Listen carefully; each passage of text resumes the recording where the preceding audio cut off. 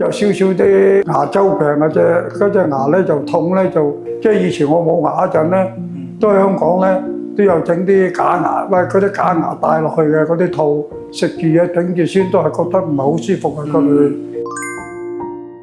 見到咧就麥牙介紹得好好，即係搭地鐵啊搭車有人介紹啊。本人咧我就好彩，就撞啱一個勤醫生，咁咧就做排牙做得好，好樂意幫我整到排牙最好嘅。服務態度又好，乜都好啊！佢入到嚟咧，好似入咗自己屋企咁，變咗好舒服。佢哋啲同事咧係晚招呼又好好，就變咗咧就喺度整牙啦。